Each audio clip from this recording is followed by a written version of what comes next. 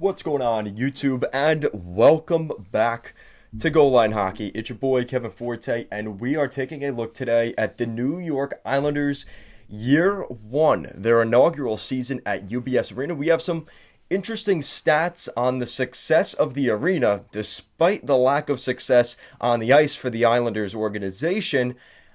The actual building did pretty well, and we're going to talk about some interesting stats here today about Year 1 of UBS Arena. So there is upside to the New York Islanders season despite what was a terrible result on the ice, especially at the end of the year, a couple of those games.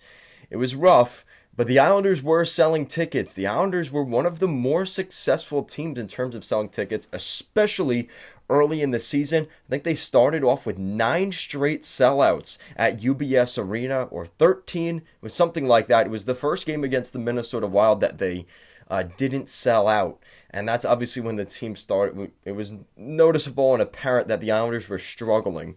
But even with that, throughout this season, the Islanders did pretty well selling the seats.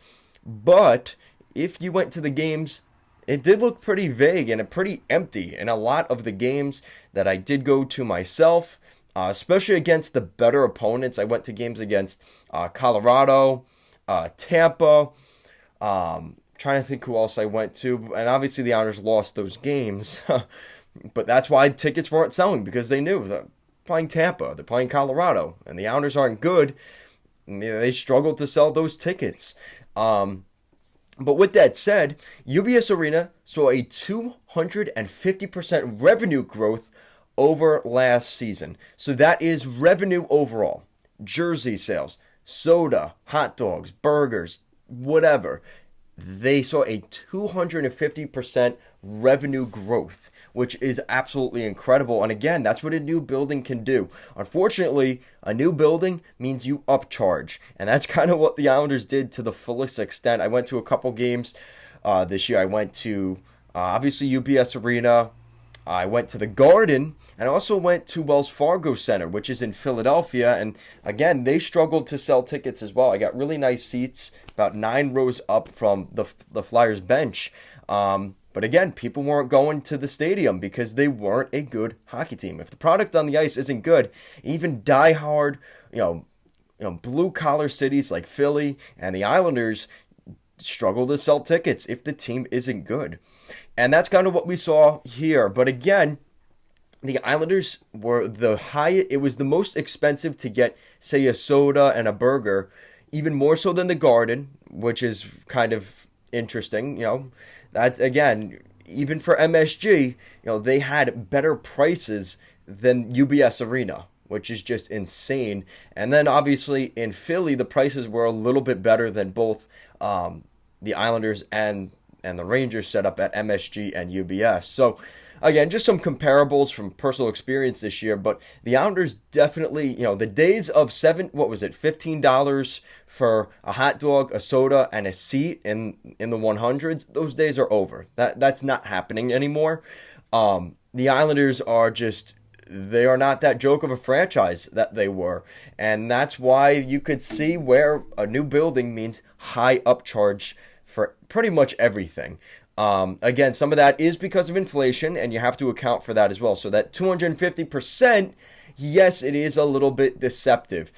So again, things kind of align perfectly with the Islanders where they could do that. UBS Arena was among the top in the NHL for sales per arena visitor. So basically, again, more upcharging and stuff like that, which they were able to do this year. Again, new arena, inaugural season, people were coming to the arena.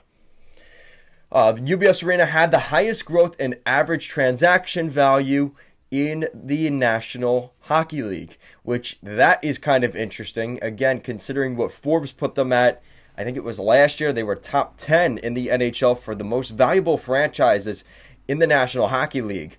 Compared to where they've been in the between 25 and 31, again, before Vegas and Seattle, they were between 25 and 30 for pretty much, 2 decades, between, the late 90s, even into the mid 2010s. when they were at the Barclays Center, the Islanders were one of the least, attractive franchises in the league. And now all of a sudden, you get a new arena, you get some new voices behind the bench, a little bit of success, and the New York Islanders, just like that, they move their way right up into the upper echelons of the National Hockey League, which is really a great sign of the future here. And again, it's more attractive, which means you're bringing in more fans, you're bringing in more money, and you could bring in free agents. Head coaches want to go to your organization. Management wants to go to your organization. And those are all things that are just good news for this New York Islanders hockey team. And that's some of the stats. Again, a little bit deceptive because, again, you have to consider inflation, the new arena, and different factors like that. But the Islanders did really well this year in terms of ticket sales, in terms of making money, which obviously is a good thing. But again, the product on the ice has to get better because the Islanders fans showed up this year. It was year one of the arena.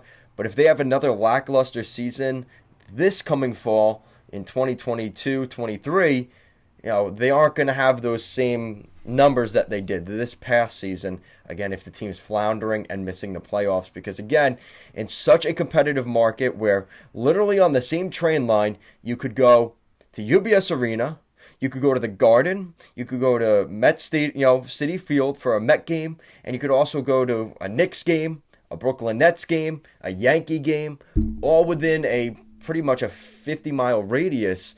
It's extremely difficult, extremely competitive, and if you aren't toward the top of that list, it's very quickly, very easily that you could fall further down the chain, like the Islanders unfortunately did for a very long time. So let me know what you guys think in the comment section down below. What do you think of the New York Islanders here? What do you think of the future of this organization? It looks just a little bit bright, but it also looks a little bit concerning. This, I think people wouldn't be surprised if they went to the conference final again in 2023. They also wouldn't be surprised if they missed the playoffs and end up getting a top 10 draft pick or something similar to what they did this season. Let me know what you guys think. Thank you so much for watching, and I'll see you again next time. Go Islanders.